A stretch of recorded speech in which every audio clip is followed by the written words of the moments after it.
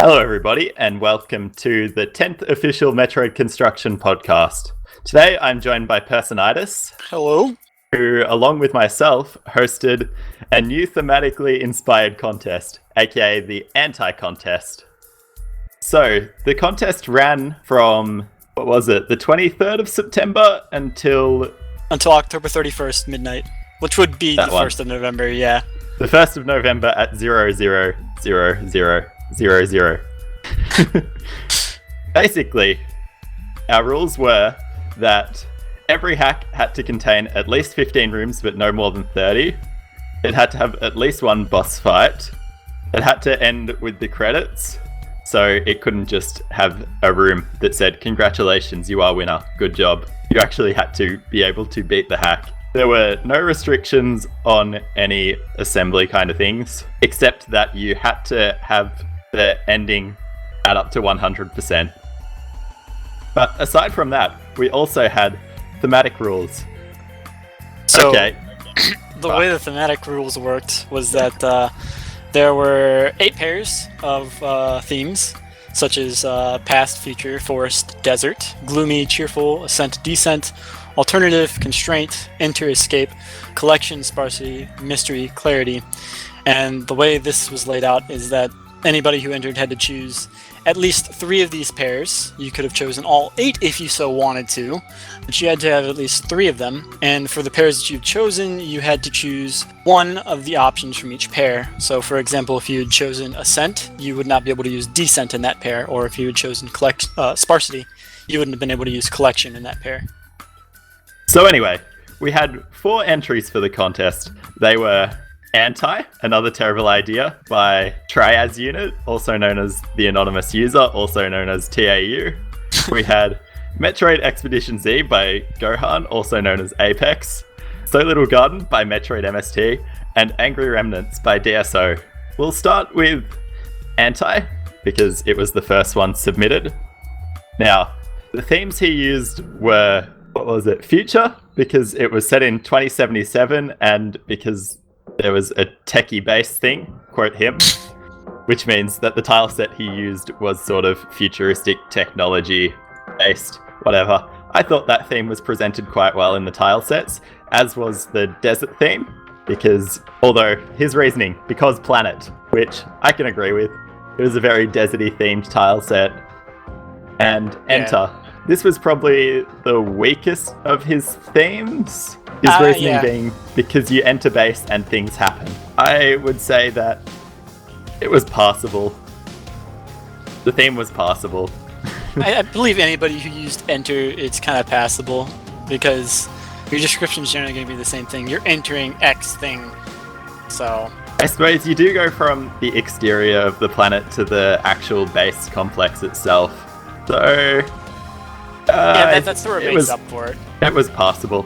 I also think that the future and desert themes were sort of our cheat themes that we gave when we were discussing what the themes would be in the first place. Yeah. We left in a couple of tile set based themes that we thought would be easy to be presented by people, in the hopes that it meant everyone would get their 3 themes in. I'm not saying that TAU took the easy way out, but we did leave themes in so that people could take an easy way out. I just want to note that when I was originally drafting the rules, before Vismund came along and helped me refine those and add the themes, the idea behind this contest was to just get more people to make more hacks. And it seems to have worked to an extent. Yes, so, I think in that respect it worked. We had, aside from our 4 entries, we had 2 non-entries, one of them made by Person, and DSO had also made a different entry that wasn't Angry Remnants, which we'll get into that a bit when we actually talk about Angry Remnants. But aside from that, I believe there was another 2 or 3 hacks that were also being worked on. I was making one. Unfortunately, I just didn't get that finished. Full of Fail was working on one, which he said had expanded to the point that he didn't feel like it would fit within the contest frame, which is fine. I think that the contest was a success in that regard, because we had 4 rather high quality hacks. 5 if you want to count persons. And it got other people not only hacking, but talking about hacking and learning new things, and that's really what I feel like contests should be about. But we digress a bit. So back onto the topic of another terrible idea. I'll start off with what I liked about the hack. So I liked the choice of graphics that he used. I think they all not only fit his themes, but they were also just quite nice. It was pleasing to my eyes. His Bomb Torizo fight was interesting to say the least. It was definitely different from... It was a nice way to make the fight different, as opposed to just, let's put spikes in the room, which seems to be most people's go-to thing on making Bomb Torizo a more challenging fight. So that was nice to have.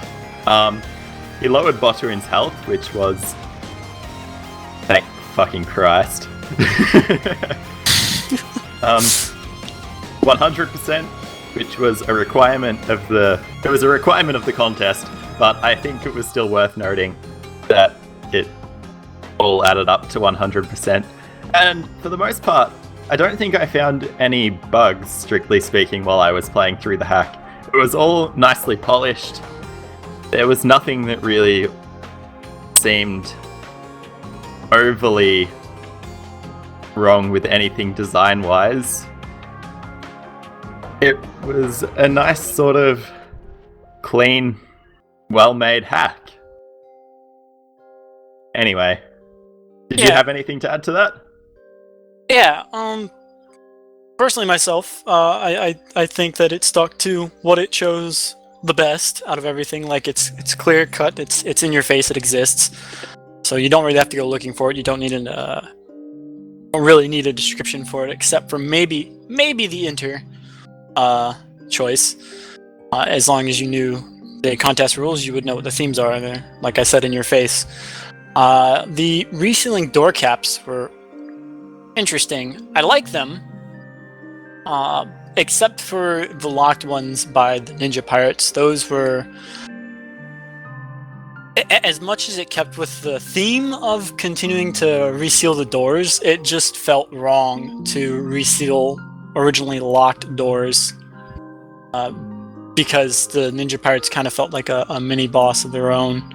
Yeah, I'd have to agree on that one. They definitely felt like it was meant to be a boss fight. It was quite challenging, and then having to continuously fight them, because there's a decent amount of backtracking throughout the hack.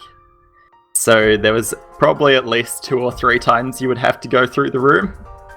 And I think there were only 2 times, but if you were looking around, you'd have probably gone through it more than that. Yeah, and another problem from the respawning door caps was that I don't think that TAU balanced the drop rates for any of his enemies, because... I mean, it's very fitting that A.N.T.I was the only hack that didn't use a collection theme, which was very fitting because items felt quite scarce.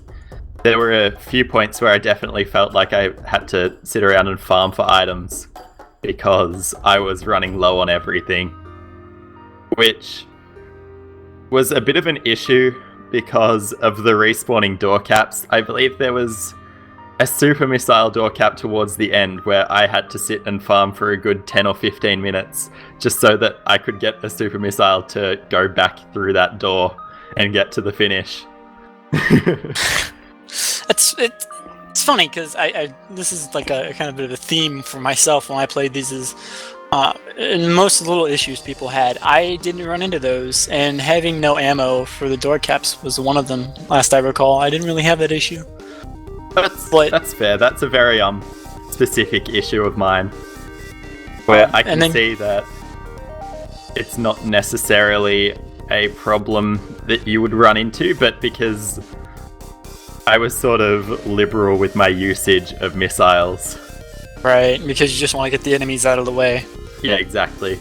That was another issue of mine, was that even though you had less items, a lot of the enemy health had been ramped up. So say green pirates took 2 missiles instead of 1, which, coupled with the fact that having less ammo, it sort of killed the flow of the hack for me a bit. I'm not sure if that was... Go on. I think another point to that issue is that Excel charges exist, and while I'm all for having more items and different types of things to collect in a Metroid game, I feel like the way that they've been set up from, aside from all the other things that were wrong with Other M, how they were set up in Other M and in the few hacks that do use them, is they're rather flawed in that you have a really slow beginning charge. So it undervalues charge. Like, you don't even want to use it once you have it, unless you have absolutely no other way to do damage. So yeah. I think that could have been curbed by starting your charge timer at what it is normally by default, and then using it to increase from there on. Yeah, I absolutely agree with that. I think that had the charge timer been its default charge timer, and were there 2 Excel charges in the hack? I believe there was 2 or 3. Yes, there was 2. I think the first one you pick up puts it back to the normal timer, and the second one makes it faster. Yeah, something like that. I'm not 100% sure off the top of my head. I think the main problem with Excel charges is that so far they've only really been used in mini hacks, and it seems like the kind of thing that needs to be used as a bit more like a replacement for reserve tanks. So you collect them slowly throughout the course of a larger hack, and your beam becomes steadily more powerful. So by the end of it, the charge beam becomes an actual viable weapon, as opposed to just using it on the side of your missiles and supers. Right. I think the last thing I wanted to touch on is mentioned people not throwing spikes in the bomb Teresa's room to make him more difficult. I feel like when you make Bomb Teresa's room longer, you actually make him easier because you give yourself more room to move around. That's if you keep him at, vanilla movement speed and patterns, buffing up his health and giving the player lower ammo, and restricting some of the... Actually, I don't think it restricted any vulnerabilities at all. No, it didn't restrict any vulnerabilities. But your point about him making the room longer, making the fight easier, I think that's countered by the fact that he dropped the ceiling. Yeah. So it felt less like you couldn't just jump over him to avoid his attacks. You actually had to roll past. And I think that sort of played into the boss's favor a bit. It made it a little bit more difficult without it being obnoxiously so. Yeah, I can get behind that. Like, that's what I was going to touch on. It makes it harder in one aspect, but because the ceiling has been dropped, you kind of take away the constraint of BT's room in one aspect, but then you bring it back in another aspect. So while it's nothing new, per se, it's a different take on one of the variations that we've seen in multiple hacks. Yeah, exactly. It was refreshing to see it done differently to how it has been before, I think. Well, I don't think I had much else to add about A.N.T.I. Aside from the small complaint I heard here and there about a few places looking like there should have been items in them, which I can agree to some extent, but if said place isn't really out of the way, you shouldn't really be that disheartened to not find an item there. Yeah, I didn't have that problem. I feel the same way. There was everywhere that you had to go out of the way, there was an item. So yeah. And there were a couple of little spots where it was like, oh, is there an item here? No, but I only wasted 3 seconds checking, so... Exactly. Like, I didn't find that to be an issue. I guess there was one other thing that I wanted to add, now that I think about it. There was the double jump item included in it. I'm not sure if that was a problem with the hack itself or whether it's just double jump, but you couldn't quite jump from the top of a jump. You had to fall slightly. There was a strange rhythm to it that was different from the normal Super Metroid one, which I think the normal Super Metroid, well, space jump, I think it's flawed. I think that you should be able to jump immediately after jumping. I don't think you could do that with the double jump in Anti. And correct me if I'm wrong, it felt like you had to fall a little bit before you could jump again. You're correct there. I'm pretty sure it might be the way it's programmed. I'm not sure. I haven't really looked into it. Yeah, that's the other thing. I don't think that that's a criticism to level at TAU, because I don't think it was something that he could avoid. I mean, he could have avoided it. He could have. His way to avoid it would have been to not use the double jump item, or to fix it and foresee this small oversight beforehand. But at the same time, when you think about it, even though I also have a counterpoint for this, is that if you were to want to go into a short hop mock ball in which you cut your jump short and then you go into a mock ball, if you were able to jump whenever you wanted immediately at the top of the first jump into the second jump, when you would go to hold down jump again to go into your mock ball, depending on how you do that maneuver, you could just straight go into a second jump.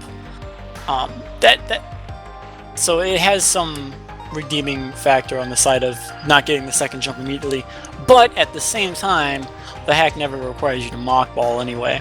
No, so I don't think any hack should require you to mock ball regardless.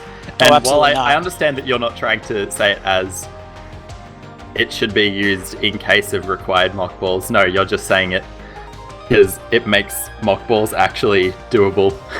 Yeah. But I also think that by the time you're collecting a space jump type item, you should no longer have the need to mock ball anywhere anyway. Obviously it depends from hack to hack, but usually... Yeah, I would say it depends on how things are set up.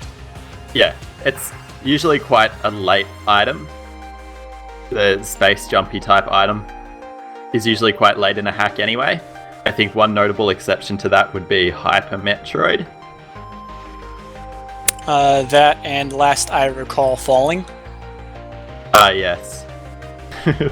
But it was just sort of, I don't know, not a huge issue, but it was just a niggle, I guess. Yeah. Would be the best way to put it. Anyway, so overall, Anti, I think it was I enjoyed it less when I played it, but I think looking back at it now, I would probably enjoy it more for a second playthrough.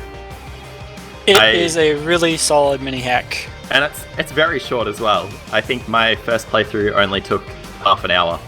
So even if you don't enjoy it, you've only spent half an hour not enjoying it. So on that note, play it. Yeah. Anyway, our second entry was Expedition Z by Gohan. Oh dear. Person is oh-knowing.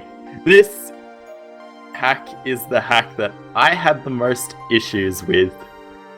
I'll still start off with what I did enjoy about it. Unfortunately, there wasn't too much I could remember after I'd played it, because when you notice bad things and you start noticing more bad things, you tend to forget the good things about a hack.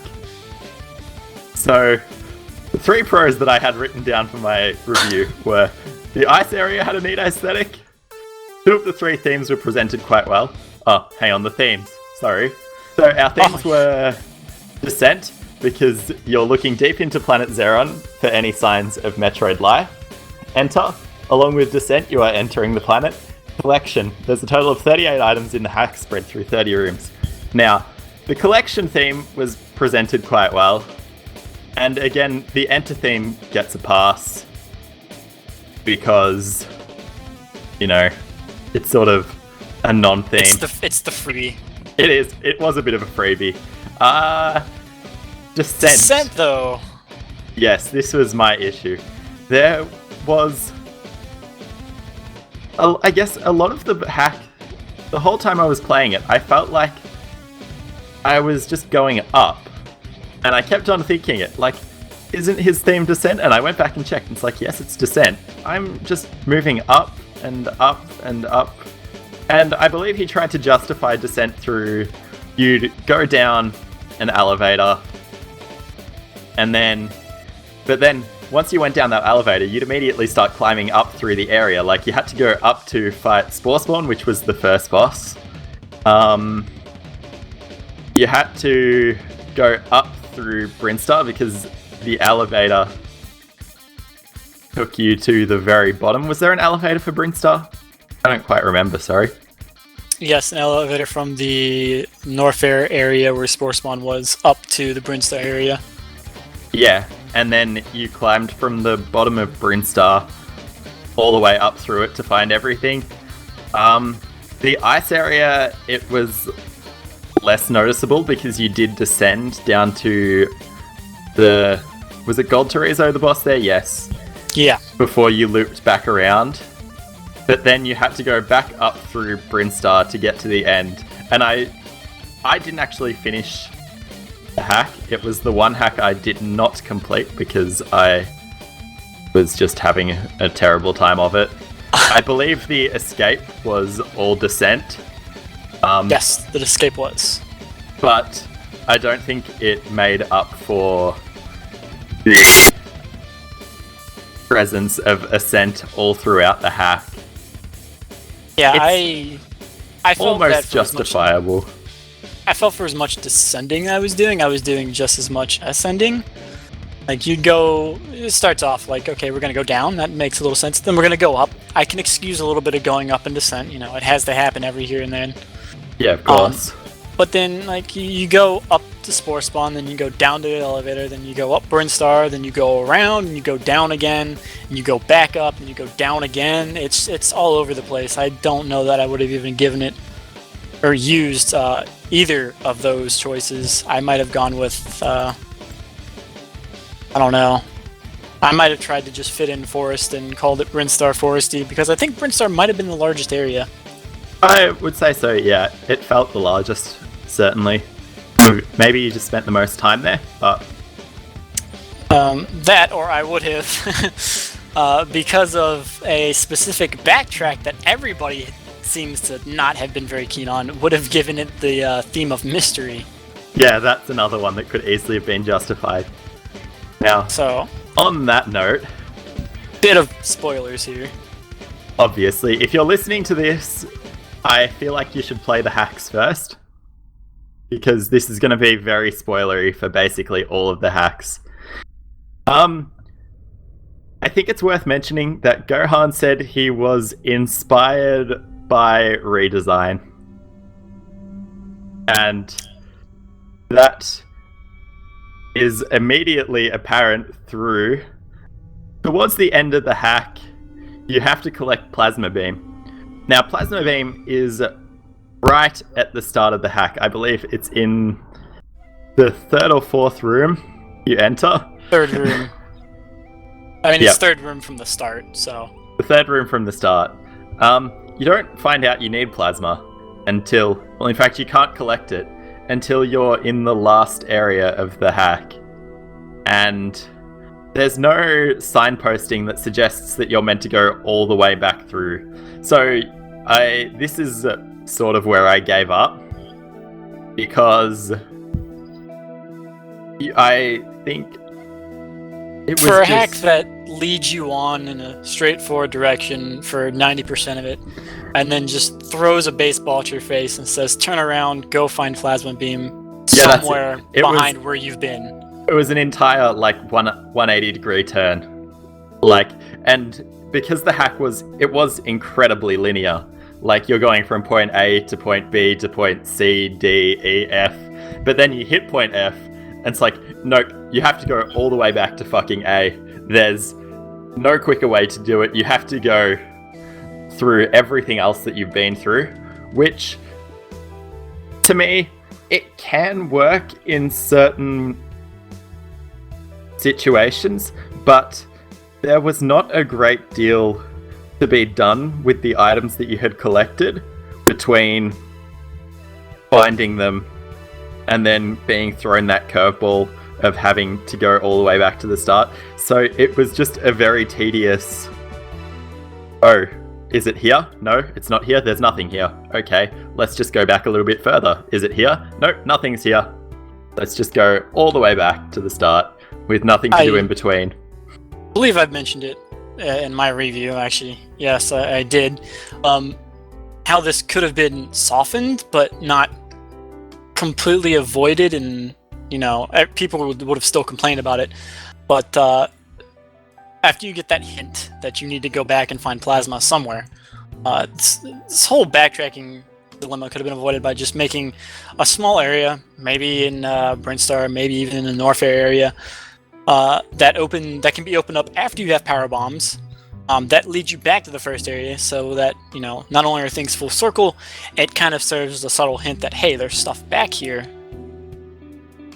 So yeah. And the other way that could have been avoided entirely would have been by having some sort of loop back to the start from probably the Brinstar area, because the ice area wasn't overly huge. yeah. So, yep, okay, leave the ice area. You've, as Person said, you've got maybe a power bomb door somewhere that takes you back to the start of the hack. And that could have avoided, I think that was the issue that most people had with the hack. It was the one issue that I think everybody had readily agreed was probably the worst thing in the hack. Yeah, and poor Apex for having this drilled into his head so much, but it's not just, I mean, it's been pointed out to him already, but it's really something anybody who makes future hacks should take note of. Never... Yeah. If you're going to require the player to do a massive backtrack, a hint along the lines of, hey, go back and find this, it probably is not good enough. No. And another thing about backtracking is that if you're going to have that level of backtrack in your hack, you need to find a way to make it interesting.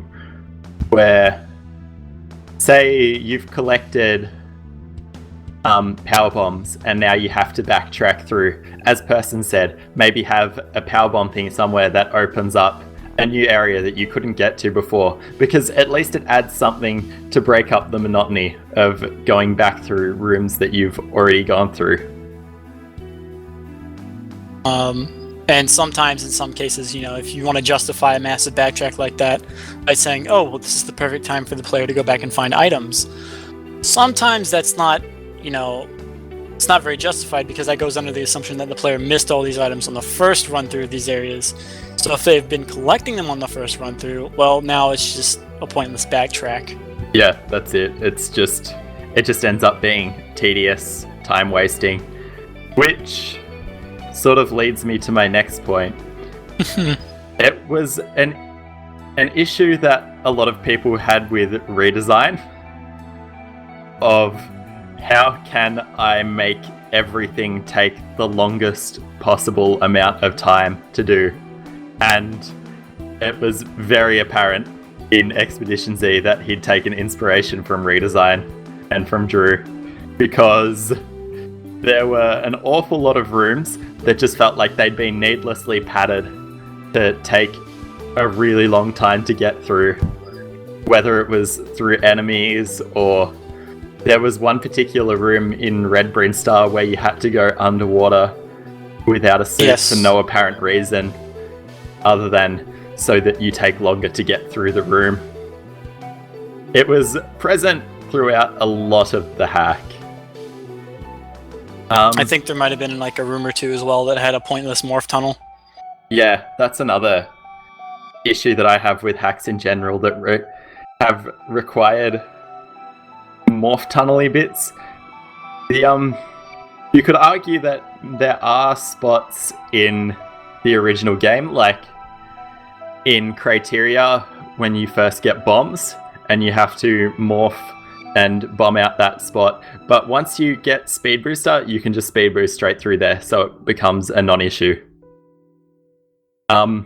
Hacks don't do that so much. They just have required morph ball passages, and if you have to traverse through them a lot, which, as we said before, you have to backtrack through the entire hack. And when you have to go through the same room 2, 3, 4 times, and it has things in it that require you to go slowly, it just kills any momentum that the hack has going for it.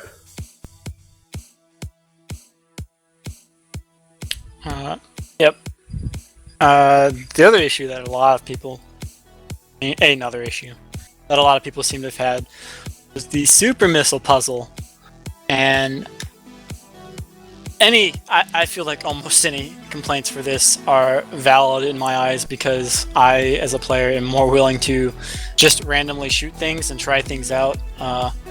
Ammo, unless I'm told in a way.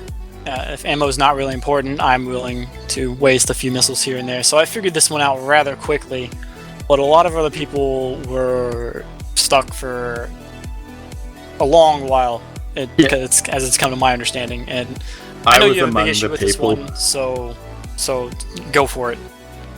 I was among the people that had an issue with this hack, or with this part of the hack in particular, where there was what was it? One of those little grapple enemies from Meridia sitting in the ground in front of a gate. Now, I think a lot of people, myself included, thought that, okay, you're meant to grapple this to get through the backwards gate to get the item that the thing was holding, because there was no indication of the correct way to do it other than that enemy was there. So what you were actually supposed to do was you were meant to bomb that enemy, then you were meant to bomb the block behind the enemy, then you were meant to shoot a missile through it, where there was reflex hidden in the walls, which there was no indication that there was any reflex there. But you were meant to shoot a missile through, which hit some reflex, bounced up and killed an enemy so that you could go and get supers. What most people did, well, what I did and a few others that I know of did, was they grappled the enemy, glitched through the gate, got the power bombs, which you weren't supposed to get yet, and then used the power bombs to kill the enemy and get supers. Now, I think my main problem with this wasn't even the puzzle. Okay, you can have a puzzle like that. That's fine. Why have it for a required item? I don't understand why hacks do that. I'm alright with a puzzle required for a required item, but the puzzle should not be as cryptic as this one was. Nowhere near as cryptic. Yeah, it was. If there had been some indication that there was a reflex, well, there was 3 reflex. If there'd been any indication of reflex in that room, it would have made it a lot more forgivable. But honestly, I feel like I just don't see the point of having puzzles for a required item. Well, not so much puzzles as having such a roadblock before a required item, where your reward for whatever you've done should be the item, as opposed to your reward for what you've done is then you have to go and figure out how you're supposed to get this item. I don't know, maybe that's just me, but it just seems to kill. There was a lot of that throughout the hack, just suddenly your momentum stops and you have to figure out, okay, what the fuck am I meant to be doing now? Back on the subject of having to backtrack through the hack for a second, this is something that I'd forgotten to mention. It had the issue of the saving and loading broke the map.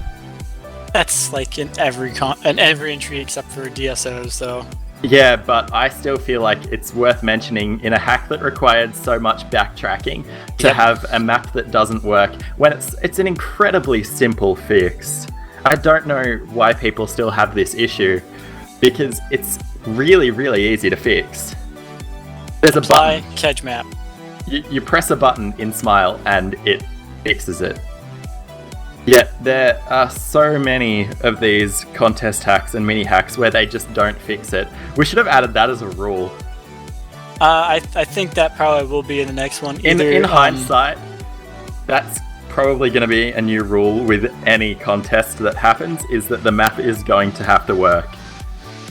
There's actually another way to go about fixing that as well. Not only can you use Kedge map, I believe Sizer has also written code that it's more optimized to do that, but it just depends on what you want to use, what's easier for you to access.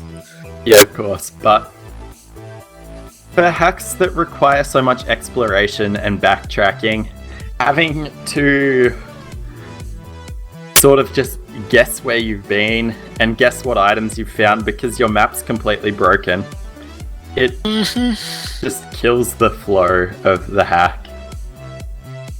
And go on.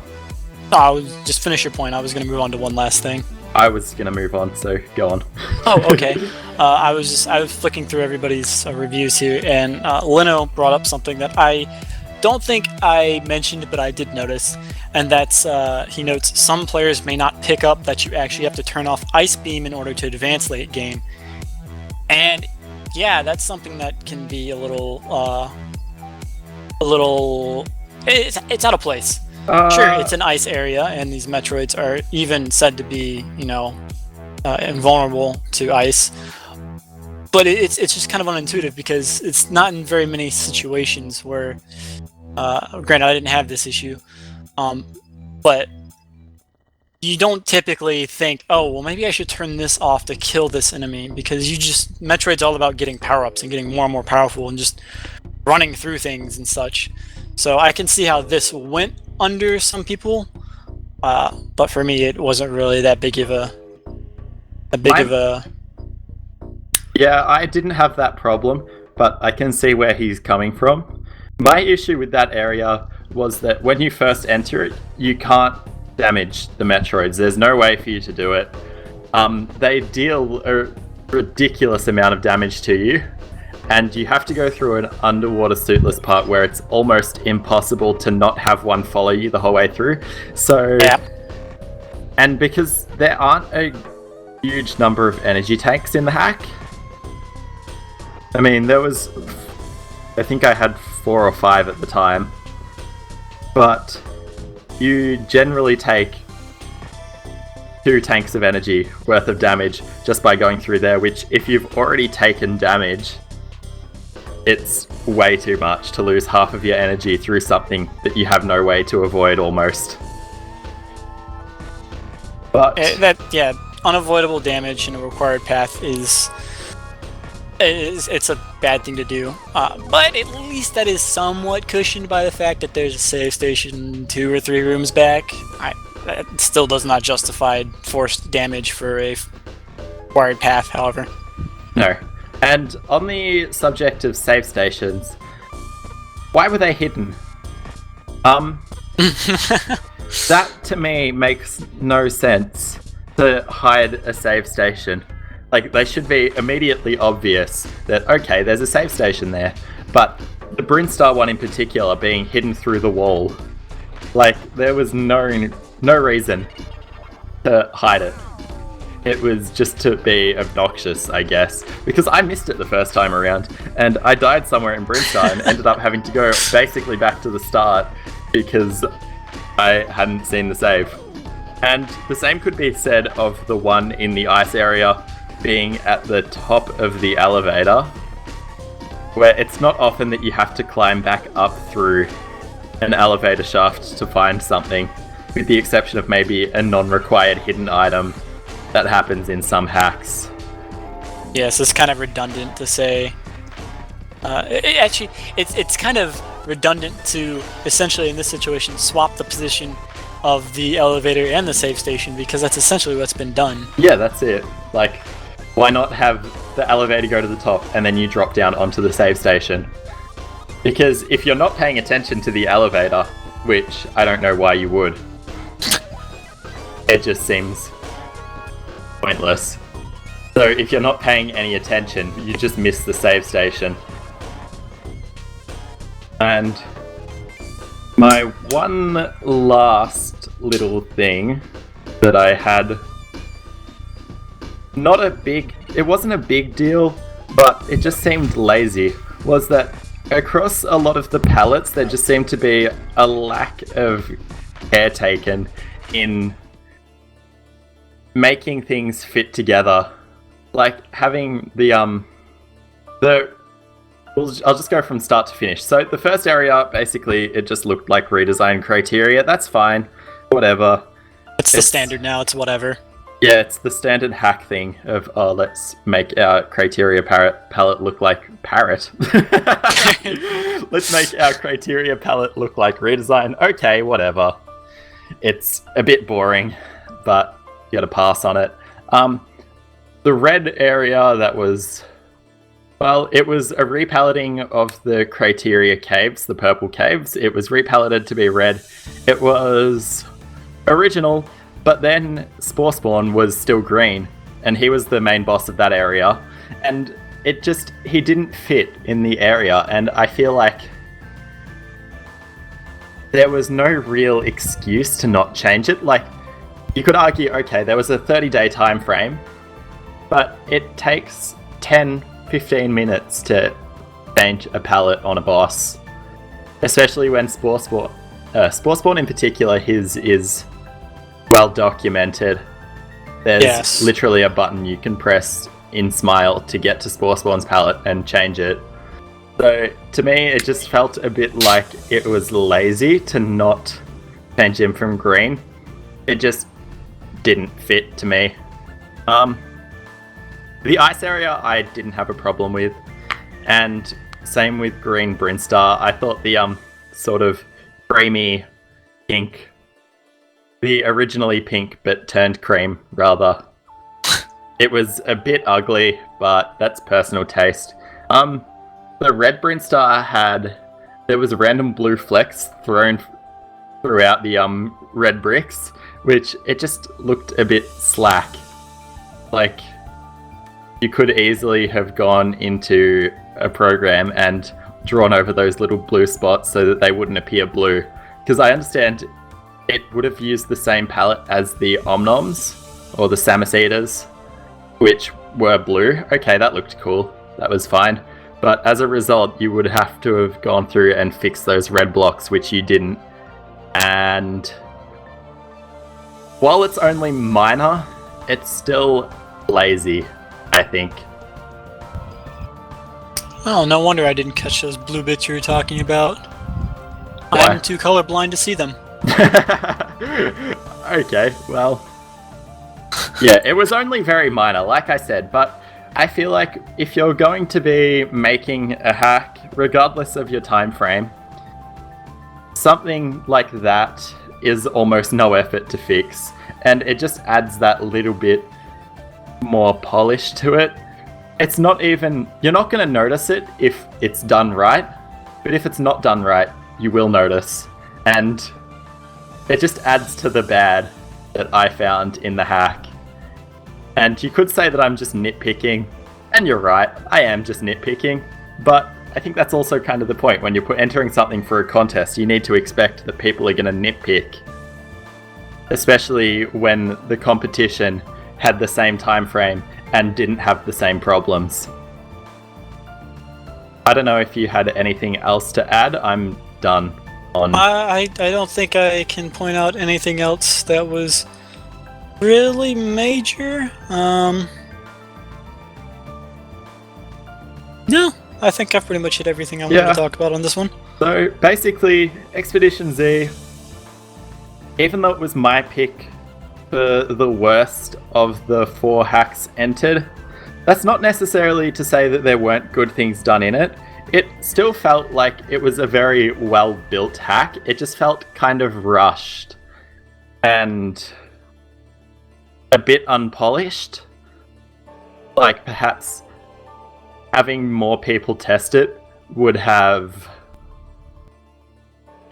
really elevated the hack, because I believe you only had one tester on the hack, Gohan. I could be wrong. 1 or 2. But it was immediately apparent because anything that one tester doesn't pick up isn't going to get changed. And if your one tester doesn't notice something through no fault of their own... Oh, that's one thing I should mention. I did get stuck in a block. That was just me. Because of the way that Varia Suit was placed. Could have easily been avoided by scrolls. Yeah, because Varia Suit places you directly in the center. Well, when you pick up any suit, it places you directly in the center of the camera, not the scroll. So I picked up Varia and appeared in a block. There is two very easy fixes. The first one, scrolls, it's a bit more difficult to set up, but it's the cleaner way to do it. The other way to do it is to disable the animation for when you pick up suits, which is just a small byte change, I think. And even though it doesn't look so good, like there's nothing flashy about it, it would have fixed any problems with that. And I don't think your testers picked up on that. No one else had told you about that. That could have just been me being bad. Like, I should have probably been paying more attention, knowing something like that could happen. But it was a pain in the ass. That was the spot where I fucked up in Brinstar, and I had to go all the way back to the start of the area. I think everybody figured that out. Yeah, everyone else figured that out, but I'm an idiot. For me, Expedition Z was a very solid hack. A few things that could have been changed here and there. I enjoyed it up until the point where I was told to go back and find Plasma Beam, in which case all the bad hit me in the face like a bag of bricks at the same time. So if you can avoid that and making any future hacks to anybody who's listening or plans to, that would be a great idea. You need to figure out a way to make backtracking interesting so it doesn't feel like you're just tediously having to go all the way back to the start with nothing to do in between. Even make it intuitive. There's nothing wrong with forced backtracking if you're holding the player's hand, even though some people don't like that. But still, it's just... I feel like backtracking is a cheap way to cop out the exploration aspect of Metroid, if you're relying too much on it. Yeah. So I think that covers Expedition Z. It still might be worth playing through. You're probably going to have a different opinion. I was the most critical of any person towards it. You might find stuff in it that you like, but overall I think it just lacked a little bit of intuitiveness. So yeah, our next entrant was Little Garden by Metroid MST in collaboration with a ton of other people. There's so much ASM in this thing. The themes were forest. The hack takes place in a very foresty type area with a lot of lush plant life. Future, the hack is also very futuristic looking with the tile set I cobbled together. Constraint, I constrained myself to one whole tile set. I have a quick thing to note on that. Collection, as always, I enjoy collecting items. Since the size of the hack is very limited, I wanted to make sure to hide plenty of items. And mystery, because people are on the edge of their seat waiting to see what kind of terrible thing I throw at them in this hack. Now, you're immediately going to make the points about the constraint and mystery themes. They were incredibly weak in their presentation. Yeah. I felt it was a little bit forgivable because he had chosen 3 other themes which were all presented well, but also there was no rule stating that you'd get bonus points for presenting more themes, and when he entered it, he had those 2 themes as his extra themes. So you can almost say that he lost points just for being stupid. No, I'm completely okay with that. The main thing here was that I was just checking to see that people used at least 3 themes, and then that there were no conflicts in other themes, which that never happened. The mystery was that was losing points for being goofy. Constraint, while a very funny way of explaining it, and it's very true, I don't know. it's not like it's bad and it's not like it's good. It's just it seems like that aha theme I threw in kind of deal. But the foresty and futuristic I see both of in the tile set that he used. It was very interesting to say the least. It was an interesting combination, but it worked quite well, I think. And the collection theme, there was a ton of items. They were everywhere. Items were everywhere. And being that there are items everywhere, this is where I kind of go into that point I made small mention of like a minute ago. There's items everywhere. You want to go back and you want to go find them, not because you probably will need them, but also because you know there's just items everywhere. You know there are, and being constrained to one whole tile set makes remembering where you've been with a map that's broken a very big issue. Yeah, that was... Per se, the map isn't broken, but if you were to die and reload, then your map doesn't record where you've been and whatnot. And in some instances, or in most instances, Crash says he doesn't have this problem, but I don't know what he was playing on. When you unpause from the map, no, not even the map screen, when you just unpause the game in general after checking your map, you get a load of unpause lag, which is thankfully fixed now. Not on the current version release, I don't believe, but it will be fixed in a re-released version. But for the contest entry, this was a gigantic issue if you weren't playing on something that had speed up.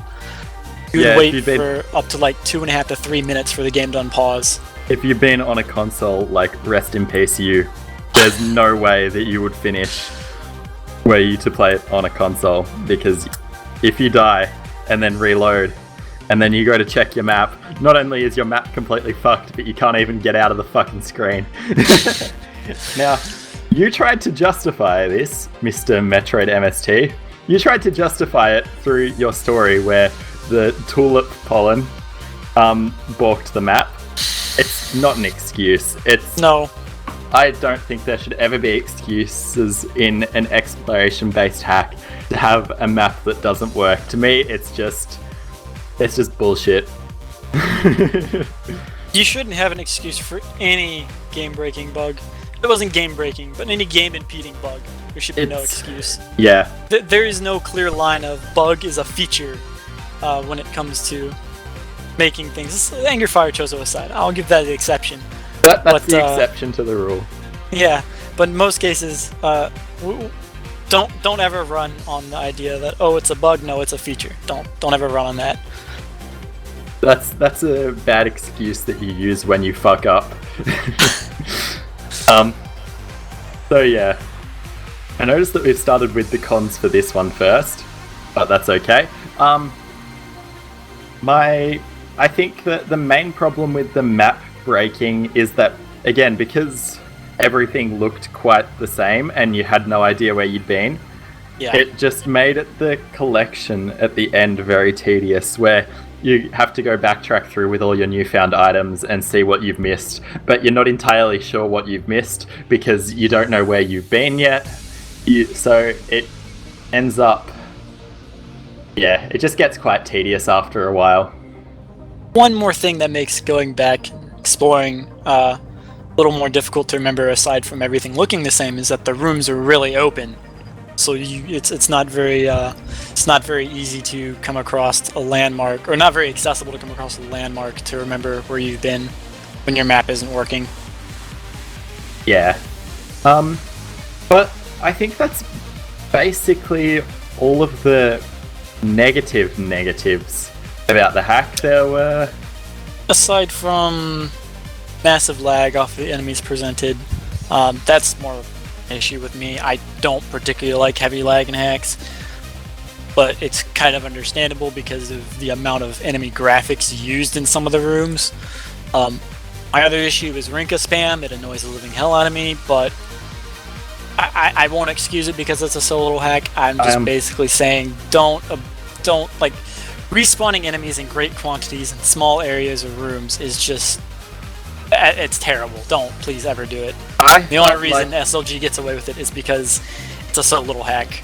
I think to counter that, I think that it also gets away with it because you did have ridiculous amounts of energy and missiles at your disposal. Yeah. To me, that never felt like a really huge issue. Like, I can understand where you're coming from, that it's a pain in the ass, you're getting damaged constantly, but in some respects it's helpful because he changed the drinkers to drop items, so them constantly respawning helps refill you.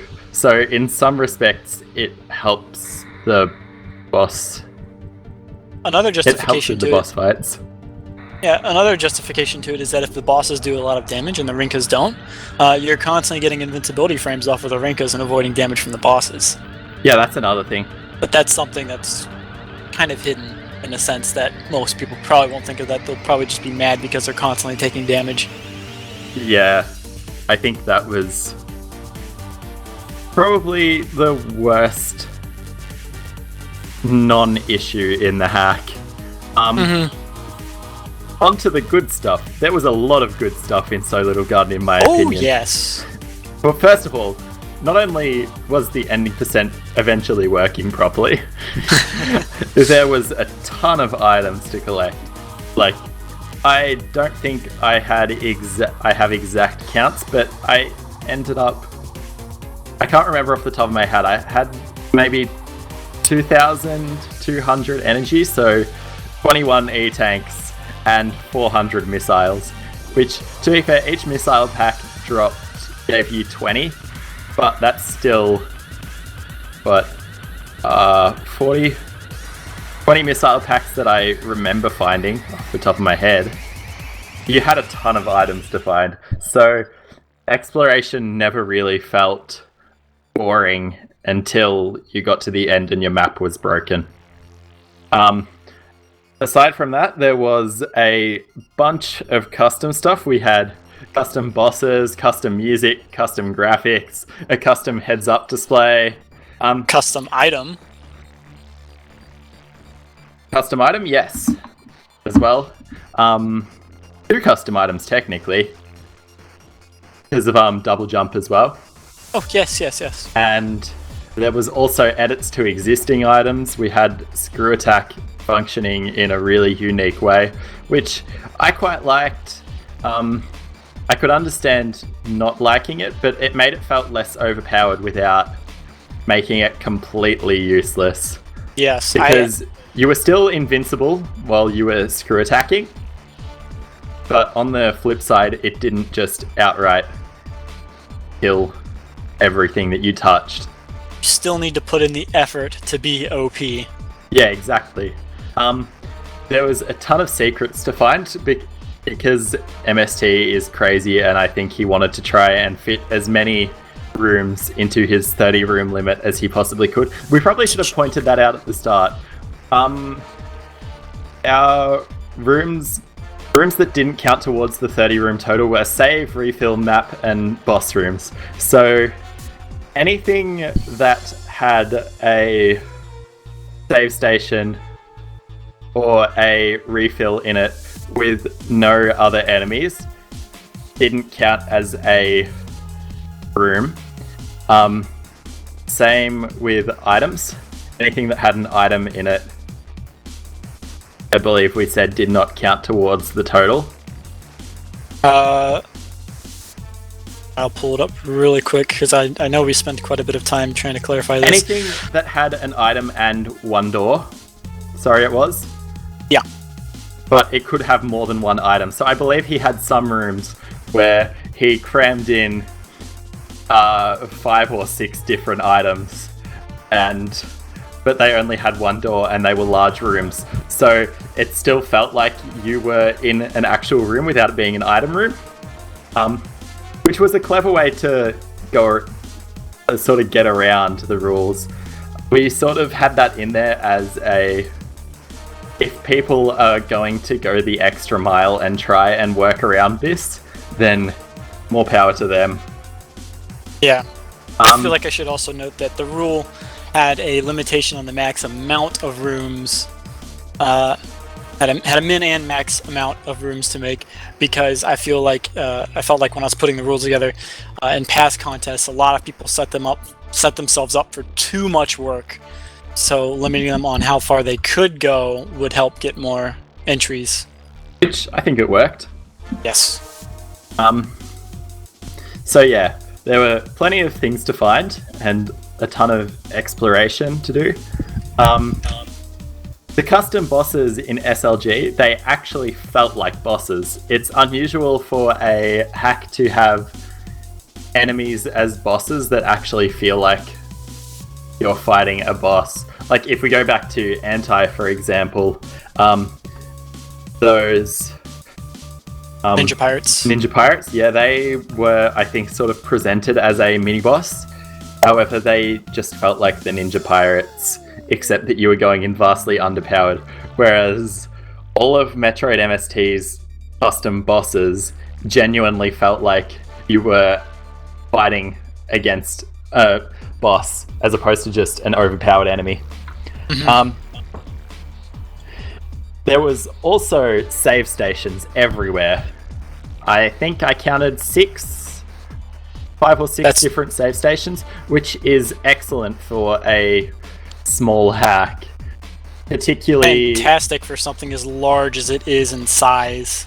Yeah, there's that too. Like, let's not forget to mention that despite it only having 30 rooms as the limitation, SLG is fucking huge. It's a massive hack.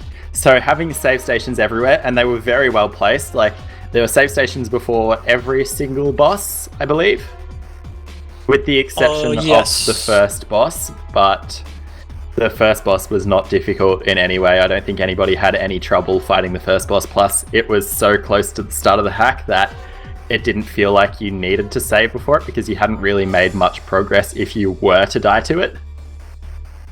But I don't think anybody else had an issue, or anybody else. I didn't have an issue with it. I don't think anybody did.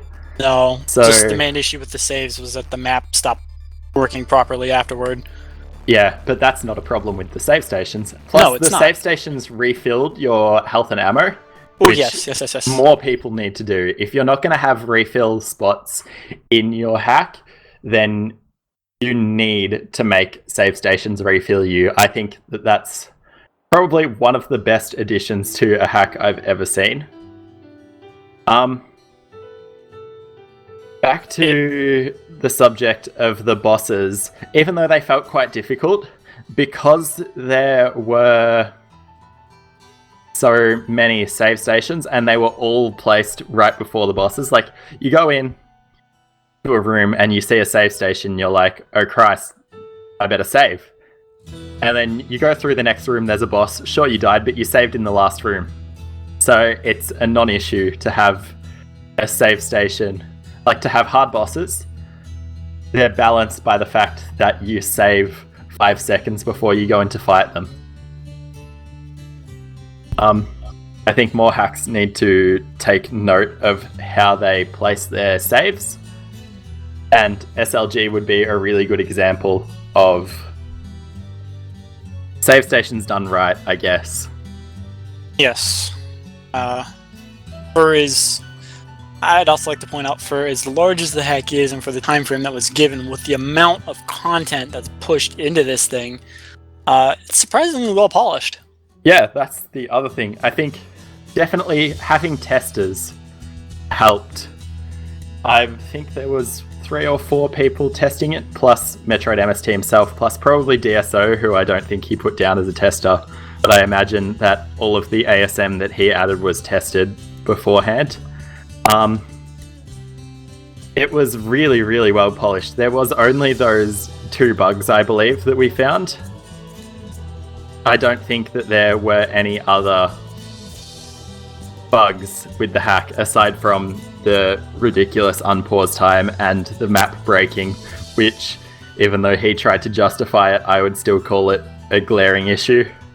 The one thing I'm unsure whether it's a bug or not, because I didn't see anybody else do this, is when you grapple Monstool boss, it completely stops working. and you can just screw attack it to death. Don't think a single tester pointed that out to him, but at the same time, I wouldn't be surprised if he knew about it and he left it in, because boy does Metroid MST love his grapple.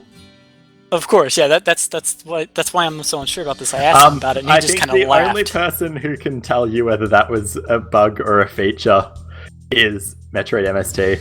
Yeah, that's even then, he might just go ahead and say that it was a feature. Yeah, exactly. That's what I'm getting at. So, like, it's just I'm just having fun pointing that out. Yeah, so being bug-free definitely gave it an edge above some of the other hacks. Back on bosses, Ridley was so interesting.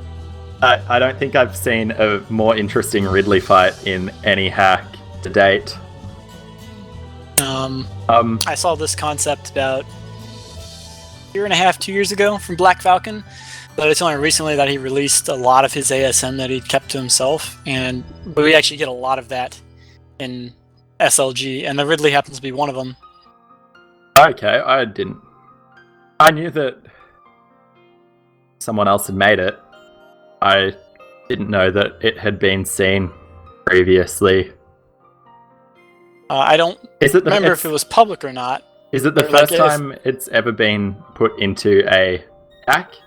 Yes, it's still the first time this has been put into a hack, but I remember specifically myself. I don't remember if the video was public, but I remember Black Falcon having that video somewhere and me catching wind of it. Okay. Yeah. I think it's still new though, so I don't think I've seen a more interesting Ridley fight than that before. The fight itself was quite difficult, but again there was a save station directly out the front. If you'd found as many items as I had, then it was a non-issue, because you could just take a bunch of damage and it didn't really matter. Sometimes Ridley would throw out patterns that could just outright kill you, but that's an issue with Ridley as opposed to the fight itself.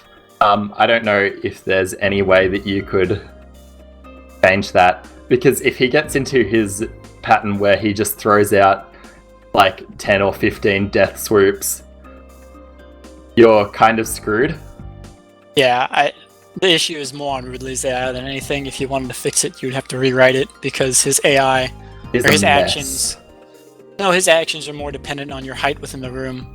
So, being that you're constantly falling in this room, really all's like, technically speaking, the way that room works is you fall to the bottom and you hit teleport blocks, I assume, some sort that take you back up to the top of the room. So being that you're never on the ground, Ridley never really has a major chance to reset his AI, I think. Yeah. So it's sort of, even though it was a difficult fight, it works in his favor having the save station directly out the front of it. And it still didn't feel... It felt unfair, but not due to any fault of his, just due to Ridley's AI. And I think the last thing that I wanted to point out was Rocket Ball, which was a combination of Boost Ball and, well, Rocket Ball, obviously. I don't even know what. I don't think I have ever seen Boost Ball used in a non-contrived way in a hack until this one. I think that Boost Ball was actually used really intuitively.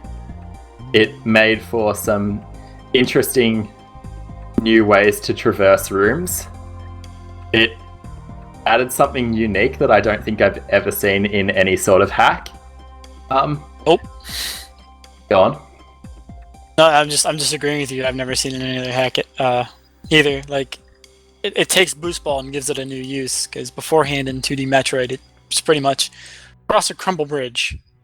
Go under this gate before it closes. That's really all you get out of Boost Ball. It was just a contrived version of mock balling.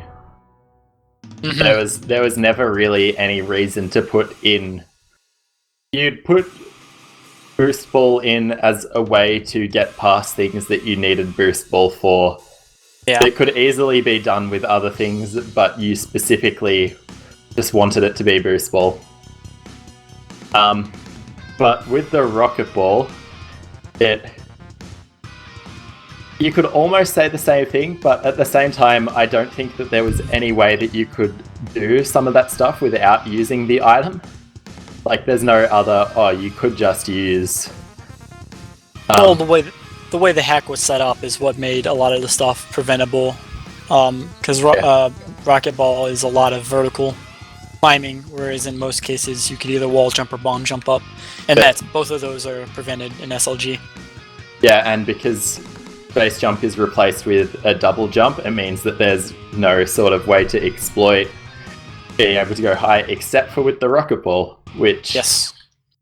And it fit really well into just the hack in general. It made not being able to wall jump or base jump, it made it forgivable, because I personally I dislike having the inability to wall jump, which was sort of a problem I had with A.N.T.I, but I don't think there was any situation in that hack where wall jumps felt required. Whereas in SLG there were places where it felt like being able to wall jump would have made things better, but that was immediately negated by the fact that you had the rocket ball, which could essentially be used for everything that wall jump could. It also worked, I'm not sure how many people picked up on it, it also worked well as an actual weapon. As a what? It worked as a weapon as well. I don't know how many people picked up on that. That you could boost ball through some of the bosses and it would deal ridiculous amounts of damage to them. Huh. I think I figured that out too late to do it to anything, though. Yeah, fair enough. So yeah, I think that's So Little Garden covered. I should point out that So Little Garden was my pick for the best of the 4 entrants. It did have its issues, but I think it was the only hack, in my opinion, where they were just completely outweighed by the number of positives in the hack, and I didn't find myself disliking the hack because of its issues, with the exception of the map bugs. Ugh. But I didn't find myself disliking anything else in the hack. I thought that it was all really enjoyable, kind of quirky. Very quirky. Yeah, good hack. Well done. Everything that Metroid MST is doing is gradually getting better. So maybe one day we will have a So Little hack that is actually good. Did you have anything else to add? Not really. I think I've said everything I've wanted to say. Oh, one thing. SLG uses chain blocks, and people... I know it's not everybody's cup of tea, but chain blocks need to be used way more often. Yeah, I agree. They're so good. They're fun. Not only are they fun to use, fun to see, it's just, you break chain blocks and suddenly... I don't know. I just really like the chain blocks. It is, so it is a really interesting thing to have in your hack. And I can understand not putting it in. Sometimes it can feel a bit contrived. But I think SLG used them quite well. Yes. And it shows. I think they're good when they're done right, and they're nice to see, but if you do them wrong, it just becomes sort of... Yeah, as I said, contrived. But if you can figure out how to do it right, then again, more power to you. Another thing is that a lot of hacks haven't used them yet, so who knows? This is still something kind of early, so there are just a bunch of thoughts in the air about them. They haven't really been put through the trials that a lot of other things have in the past. So yeah, I would recommend SLG solely on the fact that it does a lot of different things and it does them right. And it's a good way to showcase how to use a lot of this custom stuff that I feel like sometimes gets a bit overlooked and underused. I think that makes SLG worth playing as it is. Maybe wait until he releases the version with the fixed map thing. My last point would be that for SLG and any hack that provides you a README file, read the damn README. People complaining about not knowing how to do things when it's listed clearly in the README is so frustrating. There was a few people who complained about not knowing how to change beams and not knowing how to use Rocket Ball, and it was all explained in the README, but because people ignored it, they didn't understand, and I think that sort of gave them an immediate bias against the hack, which is a shame because it was quite good. I get the idea that older Metroids and other games and such, that it's bad design to not teach the player in-game, but you have to keep in mind in a community where people are constantly adding new content to the game, where trying to teach the player in a way that's either a lot of work to teach the player, say like throwing up a text box explaining how to use the HUD, just isn't simply possible without writing it out or making the player press buttons and figure it out themselves in game. So for instances like that, you need to read the README. For other things that, like some new items like double jump, those are excusable because you can teach the player through gameplay. Yeah. And all that said, SLG is still a really solid hack. Just read the README and you'll probably catch some enjoyment out of it. Yeah, that's it. And so we come to our last entry, which was Angry Remnants by DSO. Now, the themes it used, I felt that they were the most interesting for the most part. Ascent, using the Angry Fire physics. Escape, you must defeat the boss to unlock the way out. And Collection, it's an Angry Fire Chozo spin-off. Spin-off should be in quotation marks, I feel. Items everywhere is a promise. Also, finding all the hidden items may be necessary for you to stand a chance against the boss. The use of Ascent is probably the most unique use of any of the themes out of any of the hacks. By using the Angry Fire Chozo physics and basing your theme around it, it worked really well. It could have just as easily worked for Descent with the slow descent, but, I thought it worked. It was really neat. It was nice to see a theme presented in an unusual way. I have the issue with the Ascent theme in that I will give you the unique points for slowly going up on your jumps as opposed to your quick jumps, but at the same time, a lot of the hack goes downwards in progression. Like, you spend a lot of time going down, it seems. I can agree on that, but he could easily have changed Ascent to Descent and it still would have fit with the theme. But he wasn't. I feel like because he was justifying his Ascent theme through the physics, yes, it was forgivable to have a lot of Descent in the actual design of the rooms.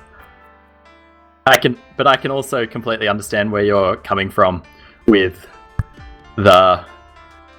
it was sort of weak in the sense that you descend a lot during the hack.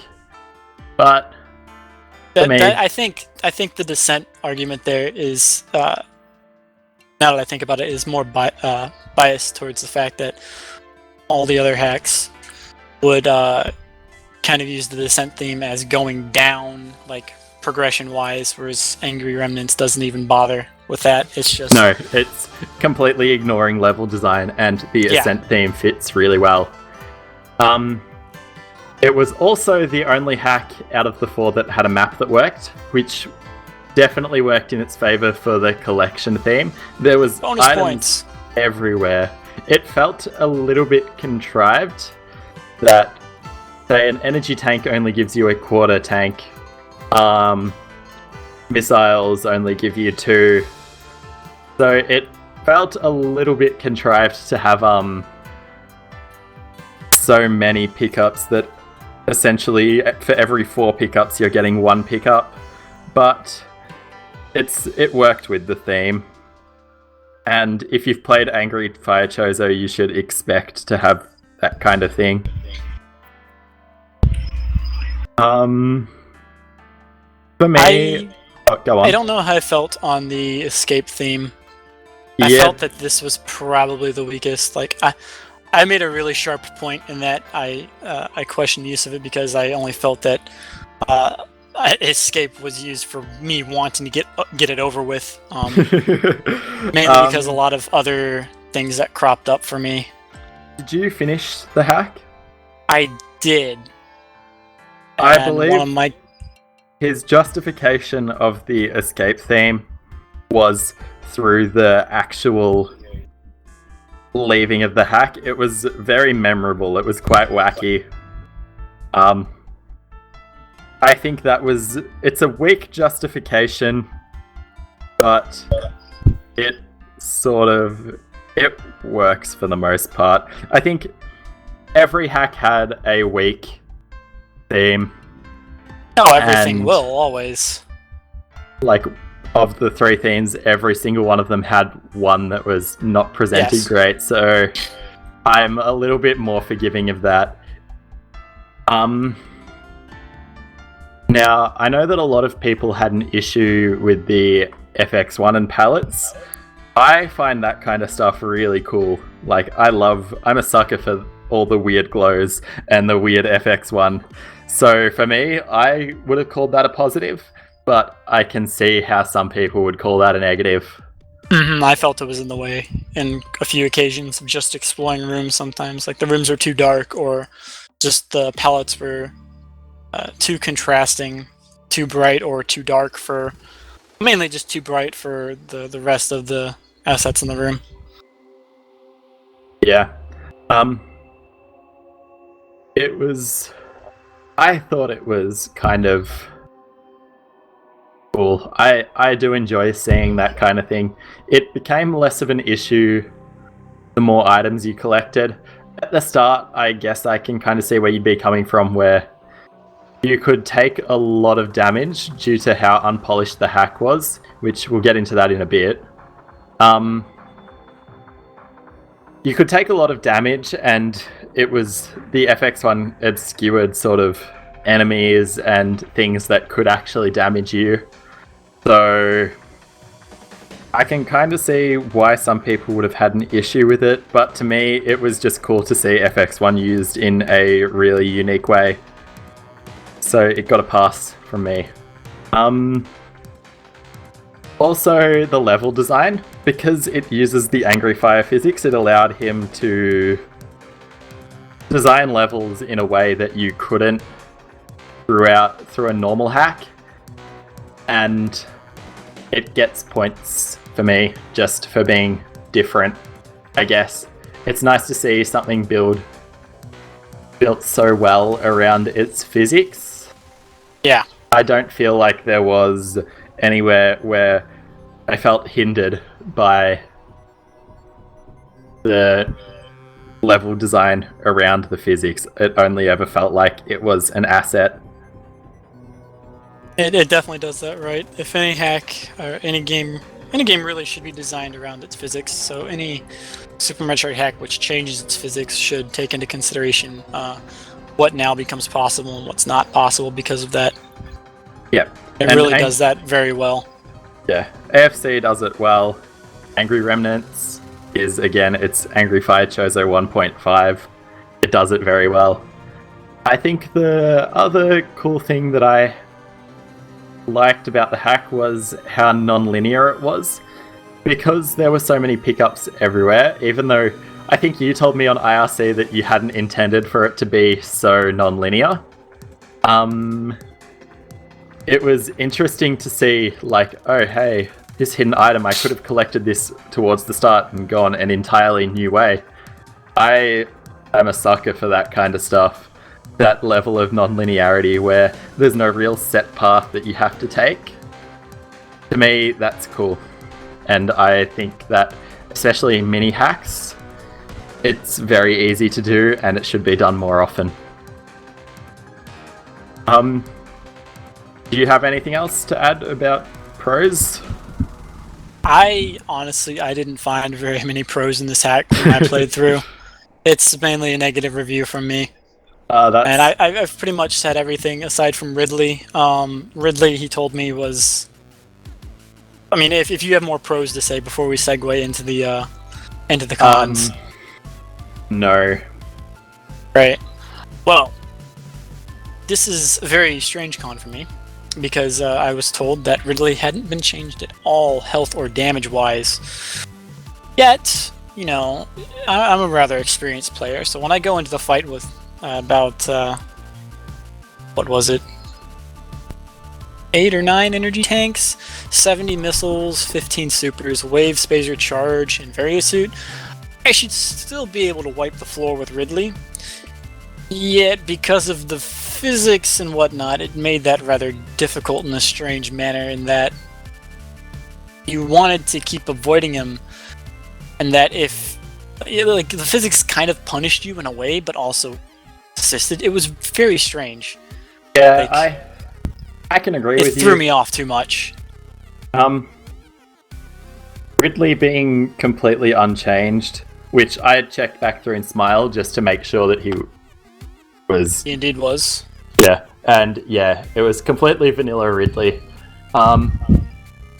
It definitely could have been improved by lowering his health, because I felt like most people's problem was that they were just dying too quickly to ever deal any real damage to Ridley. That sort of runs into the larger problem with the hack, namely that it was completely and utterly untested and unbalanced. Angry Remnants was not CSO's original idea for an entry into the contest. I believe, and let me find the name of it. His original entry was one by the name of Enter Gloomy Alternative Future Mystery Collection, which, unless I am mistaken, his themes for that were Enter Gloomy Alternative Future Mystery and Collection. However, sure that's correct. He had not made it to the minimum number of rooms in time, and he didn't feel like he could have finished off what his idea was, so he threw together Angry Remnants in about a week, and it really shows. Enemy damage was incredibly high. I think Angry Remnants was the only hack that I used save states in, at least until the first save point, because there was a lot to do before the first save, and there was quite a few enemies, namely like Meridia Crabs, where they could knock off an entire tank of energy in one hit. So you'd get hit twice in the early game and you'd die and you'd have to go all the way back to the start. That could easily have been fixed just through a little bit of testing. So will all of these points that I'm going to bring up. Vanilla Ridley, definitely, when you've got half the number of items, it's tedious, to say the least. The hack had quite a lot of spots where you could just get perma-stuck and soft-locked and have to reset, which is annoying, to say the least. Yeah, it really just could have benefited from being tested, but overall, I still found it to be quite enjoyable, because I think that the Angry Fire stuff is quirky, if it had had just that bit of testing and that bit of polish, I think it would have been a shoo-in for the top place for me.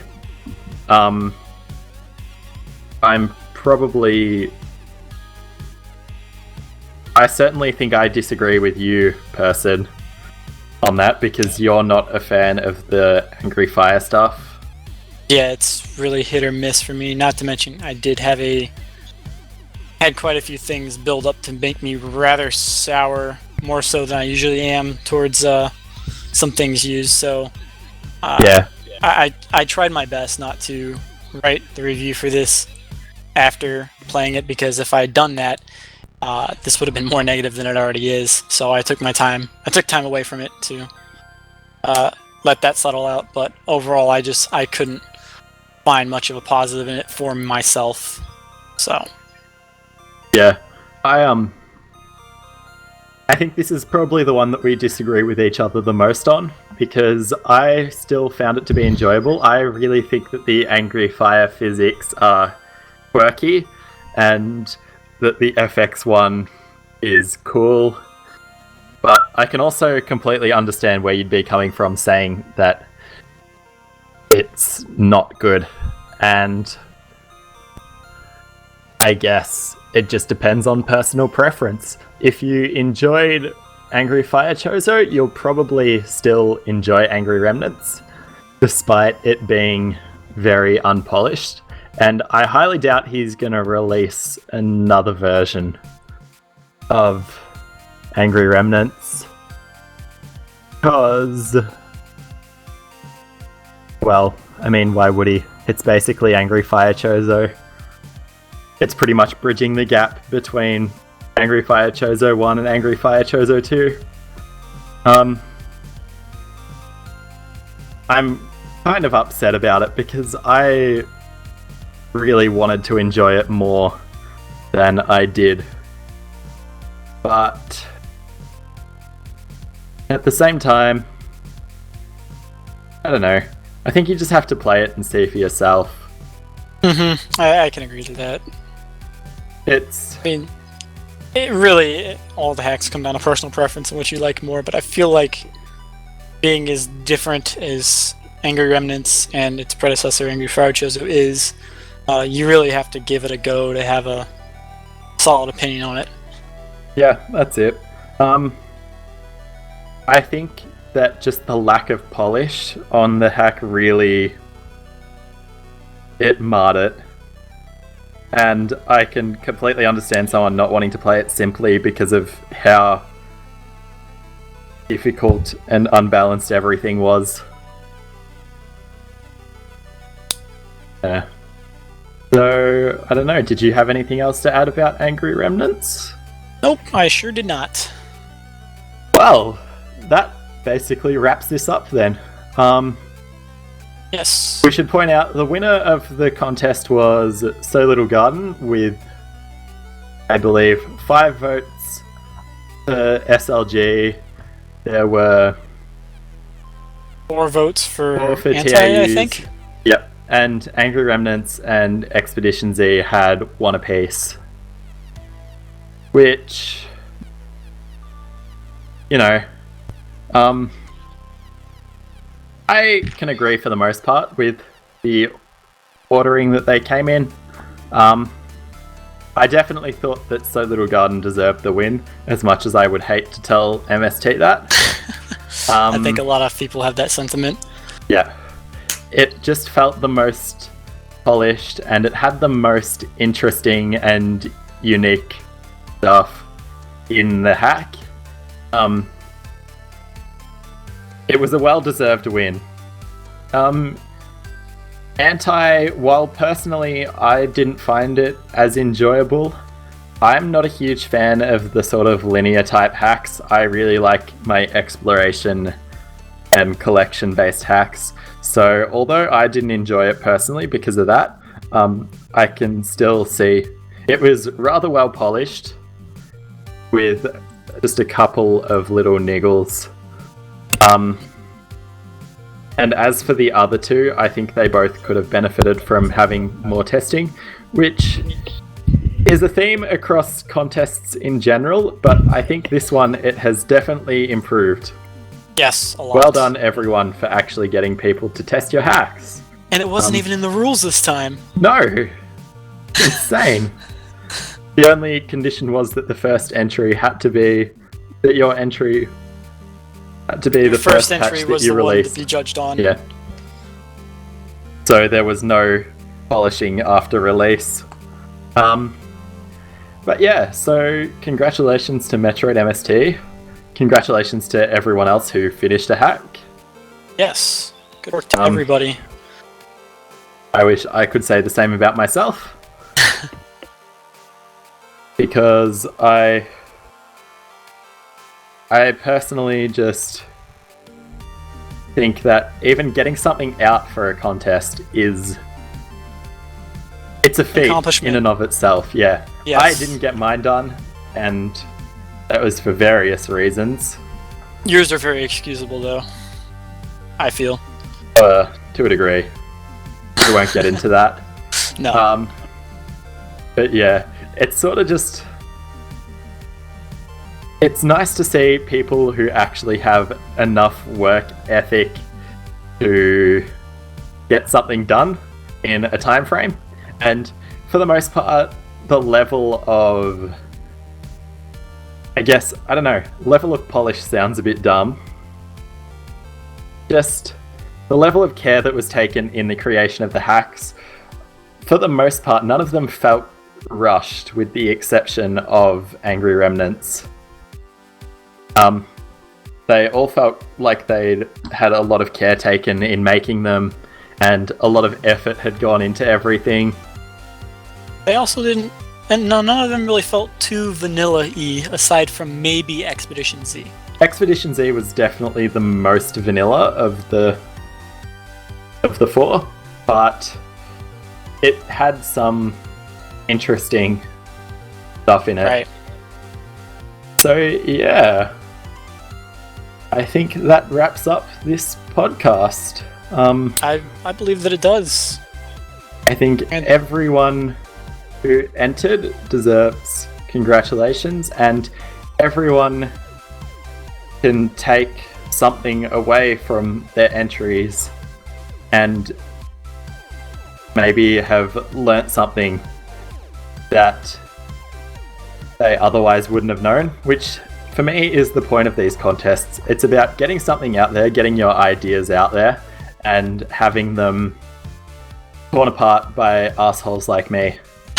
Yeah, it's a learning process. Don't just take away from what people have said about your hack, but what also others have said about others' hacks. Yeah. So everyone should play all of the hacks, and maybe for the next contest we'll have 10 really, really good ones. Maybe we'll have double the entries. Yeah. Let's hope. Yeah. Well, this one has 4 times the number of entries that the last one had. So alright, so let's go with 16. That's it. Alright. So I hope that everyone enjoyed listening to the two of us ramble for a good hour and a half. Yes, thank you for listening. And we'll see you all next time.